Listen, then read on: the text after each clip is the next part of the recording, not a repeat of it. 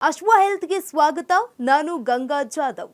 ಭಾರತದಲ್ಲಿ ಬಹಳಷ್ಟು ಜನರು ಗ್ಯಾಸ್ಟ್ರಿಕ್ ಆಮ್ಲೀಯತೆ ಅಥವಾ ಇತರ ಜೀರ್ಣಾಂಗ ಕ್ರಿಯೆಗೆ ಸಂಬಂಧಿಸಿದ ಸಮಸ್ಯೆಗಳಿಂದ ಬಳಲ್ತಾ ಇದ್ದಾರೆ. ಅದರಲ್ಲೂ ಕೂಡ ಚಹಾ ಕುಡಿದಾಗ ಗ್ಯಾಸ್ಟ್ರಿಕ್ ಆಗುತ್ತೆ ಅಂತ ಹೇಳೋದು ನೀವು ಕೇಳಿರಬಹುದು. ಸರಿಸುಮಾರು 15ರಿಂದ 30ರಷ್ಟು ಭಾರತೀಯರು ಗ್ಯಾಸ್ಟ್ರಿಕ್ ಮತ್ತು ಆಮ್ಲೀಯತೆಯಿಂದ ಬಳಲ್ತಾ ಇದ್ದಾರೆ. 60ರಿಂದ 70ರಷ್ಟು ಭಾರತೀಯರು ವಾರಕ್ಕೆ ಒಮ್ಮೆಯಾದರೂ ಜೀರ್ಣಕಾರಿ ಸಮಸ್ಯೆಗಳಿಂದ ಬಳಲ್ತಾ ಇದ್ದಾರೆ ಅಂತ ಇತ್ತೀಚಿನ ಅಧ್ಯಯನಗಳು ವರದಿಯನ್ನ ಬಹಿರಂಗಪಡಿಸಿವೆ.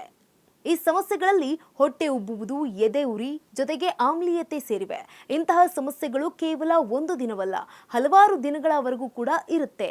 ಇದು ಅಸ್ವಸ್ಥತೆಯನ್ನ ಕೂಡ ಉಂಟು ಮಾಡಬಹುದು. ಈ ಸಮಸ್ಯೆಗಳನ್ನ ತಡೆಗಟ್ಟಲು ನೀವು ಸೇವಿಸುವಂತಹ ಆಹಾರ ಕ್ರಮದ ಬಗ್ಗೆ ಗಮನ ಹರಿಸುವುದು ಉತ್ತಮ. ಹಾಲು ಆಧಾರಿತ ಚಹಾ ಸೇವಿಸಿದ ನಂತರ ಜನರು ಹೆಚ್ಚಾಗಿ ಅನಿಲ ರಚನೆಯ ಬಗ್ಗೆ ದೂರುತ್ತಾರೆ. ಇದು ಕ್ಯಾಲೋಸ್ಟ್ ಅಸಹಿಷ್ಣುತೆಯಿಂದಾಗಿರಬಹುದು.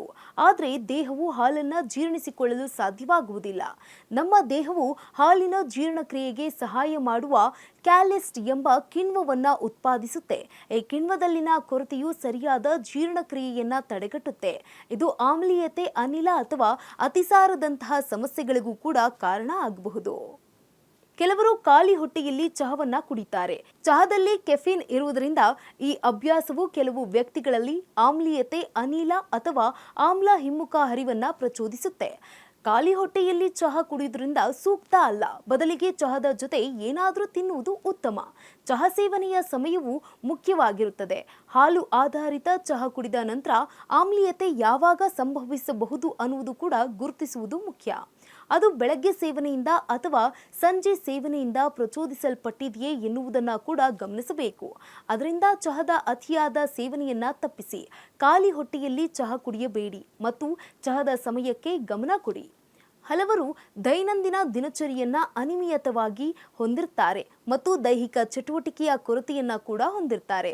ಇದು ಚಯಾಪಚಯ ಕ್ರಿಯೆಯಲ್ಲಿ ಅಡಚಣೆ ಸೇರಿದಂತೆ ವಿವಿಧ ಆರೋಗ್ಯ ಸಮಸ್ಯೆಗಳಿಗೂ ಕೂಡ ಕಾರಣ ಆಗುತ್ತೆ. ಮೈದಾ ಹಿಟ್ಟಿನಿಂದ ತಯಾರಿಸಿದ ಆಹಾರವನ್ನ ಹೆಚ್ಚಾಗಿ ಸೇವನೆ ಮಾಡುವುದರಿಂದ ಜೀರ್ಣಾಂಗ ವ್ಯವಸ್ಥೆ ದುರ್ಬಲಗೊಳ್ಳುತ್ತೆ. ಭಾರತದಲ್ಲಿ ಜನರು ಸಂಸ್ಕರಿಸಿದ ಎಣ್ಣೆಯಲ್ಲಿ ಬೇಯಿಸಿದ ಆಹಾರವನ್ನ ಹೆಚ್ಚಾಗಿ ಸೇವನೆ ಮಾಡ್ತಾರೆ. ಇದು ಜೀರ್ಣಾಂಗ ವ್ಯವಸ್ಥೆ ಮತ್ತು ಕರುಳಿನ ಆರೋಗ್ಯವನ್ನ ಕೂಡ ಅಡ್ಡಿಪಡಿಸುತ್ತೆ.